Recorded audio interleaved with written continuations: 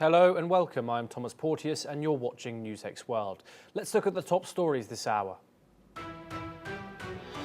Israel's defense minister approves an expansion into Gaza City, calling up 60,000 reservists amid reports of explosions in Khan Yunis. Hostage families condemn the move, saying it ignores a Hamas-backed ceasefire and calling it a stab in the heart. The Kremlin downplays speculation of an imminent meeting between Presidents Putin and Zelensky, even as Donald Trump presses for direct talks to end the war. Trump, after hosting European leaders and Zelensky in Washington, admits the conflict is tough to resolve and warns Putin may not want a deal. Indian External Affairs Minister S. Jaishankar is in Moscow to co-chair the 26th session of the India-Russia Intergovernmental Commission on Trade, Economic, Scientific, Technological and Cultural Cooperation. The three-day visit focuses on deepening bilateral ties and expanding strategic partnerships. Ukraine's Prime Minister says 14 people, among them a family with 3 children, were wounded in an overnight Russian drone strike on the northern Sumy region. Prosecutors say 15 drones hit the Othokta area as US President Donald Trump intensifies efforts to negotiate an end to the war. Russia says it will continue supplying oil to India at current levels through a special mechanism, despite global energy pressures.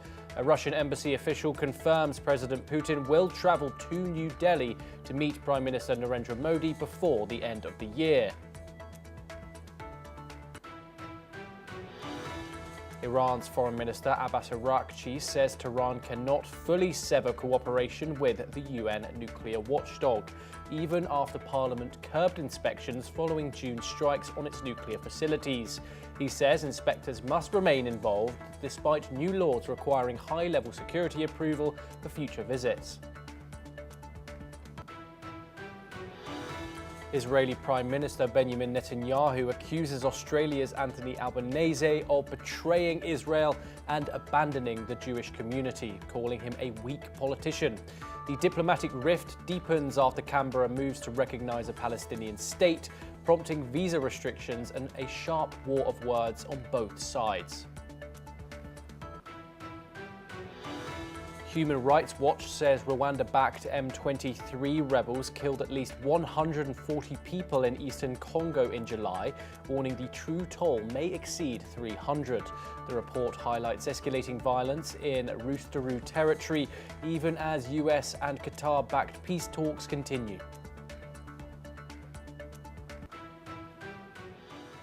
Now we start this hour. India and China are making progress in their efforts to strengthen bilateral ties amidst growing geopolitical shifts.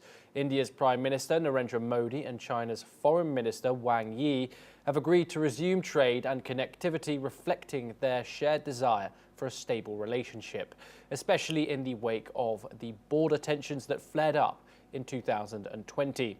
The two sides have committed to working towards resolving the long-running border dispute in the Himalayas, with a focus on peace and stability in the border areas. This, in turn, will help boost trade, cultural exchanges, and people-to-people contact. The countries are also set to restart direct flights and facilitate visa processes for journalists and business people. Economically, both nations stand to benefit greatly from enhanced trade, especially in sectors like technology, renewable energy, pharmaceuticals, and infrastructure. My colleague Joshua Barnes spoke to Zhong Shi of the CGTN. Let's cut to it now. Joining us on the show is Zhong Zhi, who is an anchor for CGTN and is based in Beijing. Thank you for joining us on the show. My first question to you, how important is it for India and China to jointly maintain peace and tranquility in the border areas so that both countries may move forward to forge better trade ties, connectivity, bilateral exchanges and people-to-people connectivity?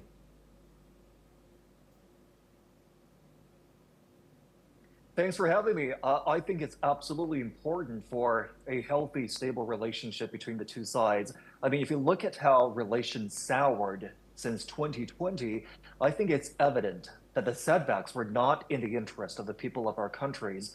What we saw was dwindling ties in trade, diplomacy, and even air travel. But we also saw both sides wanting to improve ties as soon as opportunities presented themselves through dialogue and communication. So I think it was a great relief to both sides that last year, India and China were able to reach an agreement on border patrol arrangements and withdrew forces along some border areas. And that really opened doors to resolving differences and led to the good momentum we are seeing today. If you look at statements from both foreign ministers this time, you will see that both of them are acknowledging a positive trend in bilateral relations, and that exchanges and cooperation between the two sides in practically all fields are moving toward normalization. And all of that, of course, is based on a stable border situation, which is also why at the 24th round of talks between the special representatives of China and India on the boundary question, a 10-point consensus on how to maintain border tranquility was reached. I would also say that going forward, as both nations mark the 75th anniversary of diplomatic relations, they would take valuable lessons from the past and advance relations with strategic perceptions. What does that mean? That means both sides should view each other as partners, as opportunities, not rivals, not threats, and really invest their valuable resources in development and revitalization. Yes, and how can India and China benefit from each other economically? Which are the key sectors that can be explored to increase trade? Small things are really happening in the trade and economy sectors that I'm very pleased to see that will have far-reaching implications. For example, both sides agreed to resume direct flights between the Chinese mainland and India at the earliest. They also agreed on the facilitation of visas to tourists, businesses, media, and other visitors in both directions. What does that mean here? More trade and investment flows between the two sides coming soon. Now, what are some of the areas holding more potential? New energy is definitely one. China has taken a leading position in the fields of electric vehicles and renewable energy. It is in a position to introduce Chinese technology and key components to India, especially when it comes to battery manufacturing. India's high demand for battery technology and components would be met very well with China's strength in this area. And in terms of infrastructure construction, I do believe this is an area they will continue to work with each other on. China can participate in India's infrastructure projects such as transportation, energy, and urban construction, which is conducive to promoting India's economic development and also creating business opportunities for Chinese enterprises.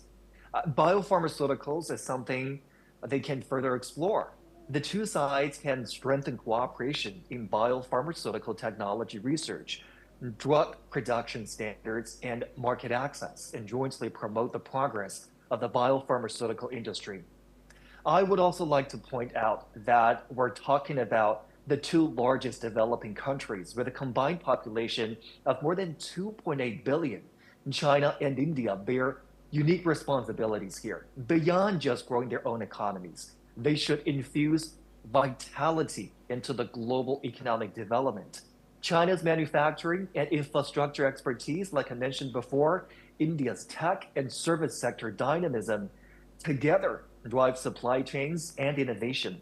They should use that for the greater good, promoting fairer global trade rules, turning their economic progress into inclusive progress, and contributing to a more equitable world here. Yes, absolutely. Well, Zhongchu, thank you ever so much for joining us and answering those questions. We really appreciate it.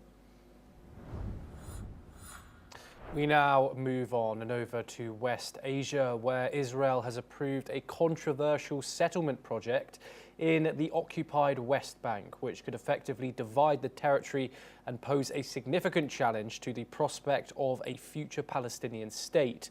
The project, located in the E1 area, will expand the Male Amim settlement by adding around 3,500 new apartments.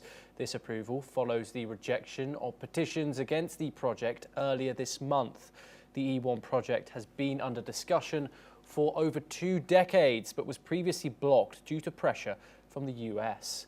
The settlement's location is strategically significant, as it is one of the last geographical links between Ramallah and Bethlehem, cities in the West Bank that are currently separated by Israeli checkpoints.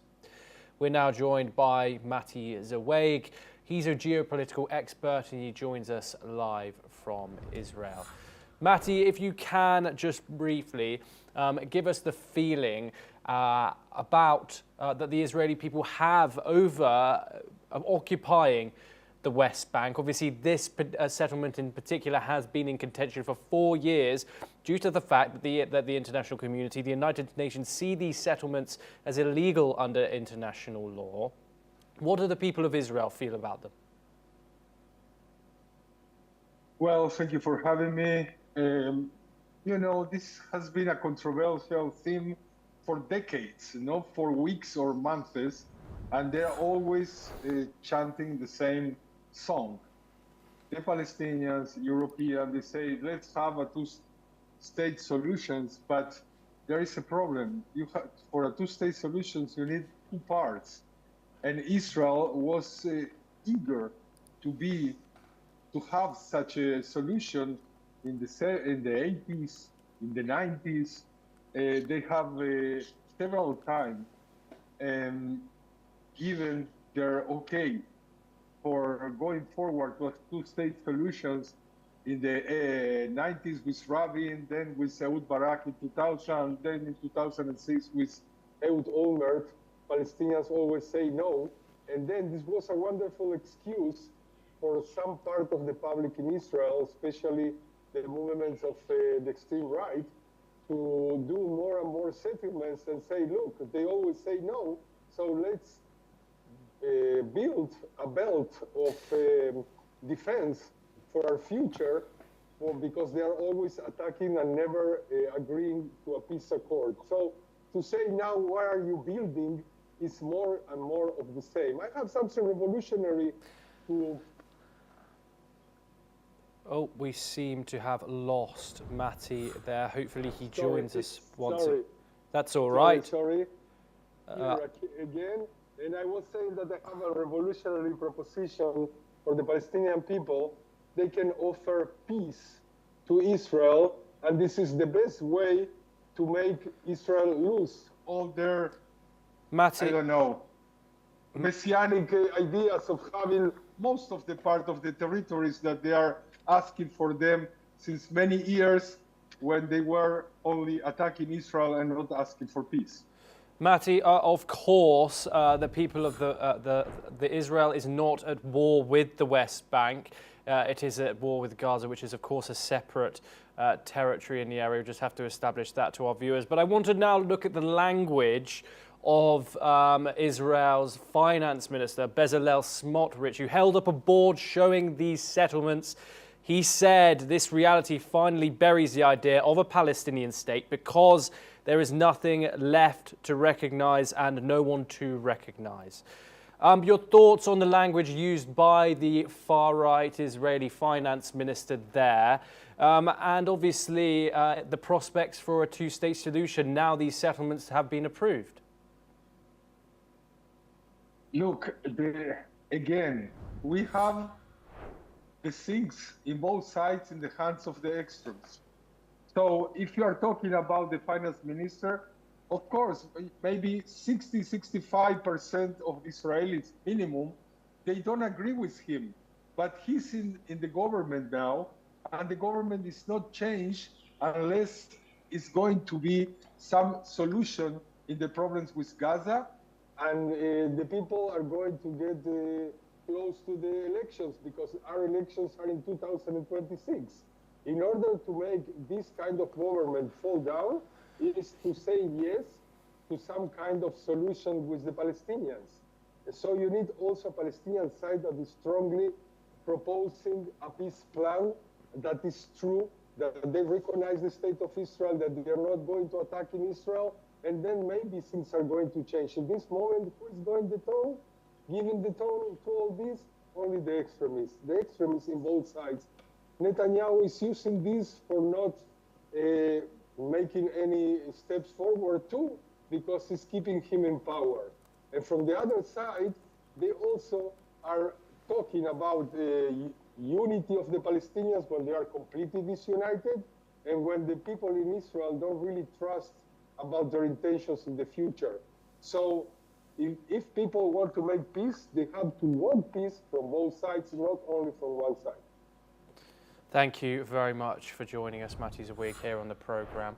We now move over to some more West Asian developments, where Iran's foreign minister says the country cannot completely sever ties with the UN nuclear watchdog, the International Atomic Energy Agency, despite a new law requiring high-level approval for inspections. The law, passed last month, demands permission from Iran's Supreme National Security Council for any future IAEA access to nuclear sites. This comes after IAEA inspectors were denied entry following Israeli and US airstrikes during a 12-day war in June. The law was passed after Tehran accused the IAEA of enabling those attacks, with a report that led the agency to declare Iran in breach of the non-proliferation commitments. Despite tensions, Foreign Minister Abbas Araghchi confirmed Iran would continue talks with the UN nuclear watchdog, signalling further negotiations in the coming days. However, talks with the US remain on hold. We will be joined by Matti Zawig once again in just a second. Obviously, this being big news in the West Asian region, where Iran says that it will continue to negotiate with the highly contentious IAEA, the watchdog that said that Iran was in breach and that it was enriching uranium at an alarming rate. Matti, thank you very much for joining us once again here on the programme. Apologies there. What are your thoughts that Iran will now continue to work with the United Nations supervised watchdog, the IAEA, in possible further inspections of its nuclear facilities? Well, they cannot completely disconnect themselves. They can froze their contacts with them, but from all kind of reasons, they cannot really disconnect. I don't think also the IAEA don't want to disconnect from them, because then they will lose the prospects of future inspections.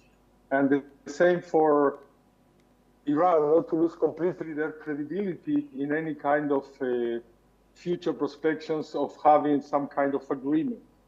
So you have to understand what really happened in the war between Israel and Iran is that 5 of the most important places to develop nuclear capabilities have been really harmed to some degree or another. They don't want to recognize this, but this is doing a lot of problems in their capacity of recovery. And this is also in part of the package that they are really getting tough with them, that they must comply with a lot of requirements if they want to have their assets not frozen by the US or other countries in the world. So this is has to be in some kind of secret negotiations, because now they are very so-called offended. Yes. So they cannot show in public what really was the extent of the harmed places, and how are they going to do to recover these places with the world connected to a serious plan for them and also for the inspections in the future. Yes, Matti, thank you for that insight. Do stay with us. We have some more updates from the region. Iran and Belarus have vowed to strengthen bilateral ties following a state visit by Iranian President Masoud Pezeshkian to Belarus. The meeting with the Belarusian President Alexander Lukashenko is part of a broader strategy to deepen cooperation, particularly in defense and trade. This follows Pezeshkian's meetings in Armenia and marks a key step in Iran's integration with the Eurasian Economic Union. Both leaders emphasized their shared stance against Western sanctions and unilateral actions. Belarus reaffirmed its commitment to honoring all agreements with Iran. Listen in to what the president of Belarus, Alexander Lukashenko, had to say. В силу непредвиденных обстоятельств он был немного перенесен, этот визит, но тем не менее он не стал менее значимым, чем тогда. Вы были, остаетесь нашими друзьями. We're once again joined by Matti Zaweg. Matti, your thoughts on this relationship between Iran and Belarus, two countries cut off with Western sanctions from the Europeans, from Israel, from Western nations. Your thoughts on the possibility of them moving forward economically and the wider group of countries that face Western sanctions? Well, all what happened in the last years, especially since the starting of the Russia-Ukrainian war, has brought developments for all the countries in the area, which are pro-Russia or pro-Western countries. So Belarus had been, also from 2020, has been closing and closing itself for all the sanctions that have been imposed because of their elections, and after that, because of their connections with Putin and the war, even that they don't participate from this war, but they have permit a lot of cooperation also with the neighbors that they are the Russians. Then the friends of the Russians are also Iran, and Iran is also trying to be very friendly to Belarus and also to sell them their technologies, as well as they have done with Russia. And a lot of students are going also from Iran to Belarus, and they are deepening and strengthening their relations. It's a little strange that they say that they want to increase the stability in the region when Belarus itself, it's a very stable and tranquil country, very peaceful, but Iran is not. But of course, you know, words are very easy to say when you are on stage, and the developments of every country have different paths. But being a very good friend of Russia, also Belarus tried to deepen their contacts with Iran, as well as with other countries in Africa, in Asia, like Pakistan and Zimbabwe, and a lot of countries not aligned, that they feel they have the same kind of faith in the future, like Belarus, and they are deepening also the strategic ties between them in terms of defense, agriculture, and other things. Yes, and can you talk a little bit about President Pezeshkian's kind of diplomacy, his style, his leadership of the Iranian people, and how they lead themselves on the foreign stage? He has presented himself from the beginning as a kind of moderate. But you have to understand, to be a moderate in Iran, he's like an extremist in most of the countries in the world. He's just not so extremist as the others, or his image is not. I mean, it doesn't avoid from him to put thousands and thousands of people in the jail after the Iran-Israel war, because they are suspicious that even the cats in the streets, they are spying for Israel. And to also to murder people in the prisons or in the squares to show the people that we are taking care of people that have betrayed us, they say. So this is only a question of image. And in international arena, he's trying to strengthen where he can strengthen the relationships, as Russia or Belarus, they do from their way. They cannot do it with a lot of countries. Most of the countries are not getting well with them. So he tried to go to places that receive them, like Belarus, Russia, North Korea, Venezuela, and all this club of countries that they have a particular type of presidents and styles of government. Matthew's awake. Thank you very much. Pleasure having your insight. Thank you for taking the time and joining us on the programme. Now we move over to Africa, where M23 rebels killed at least 140 people in the Eastern Democratic Republic of Congo last month. This comes from Human Rights Watch, that has been said in a new report, calling it one of the worst atrocities since the group's resurgence in 2021.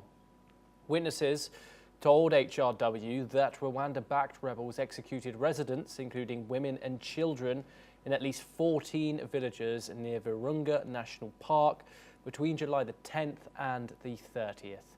Survivors described people being hacked with machetes, shot at riversides and bodies thrown into the Rutshuru River. Families were prevented from holding funerals. HRW said the true toll may exceed 300, echoing UN findings of at least 319 deaths in the same period. Rwanda has denied supporting M23 or involvement in the killings. The massacre comes despite a US and Qatar brokered peace process. Talks have stalled after M23 accused Kinshasa of failing to honour commitments.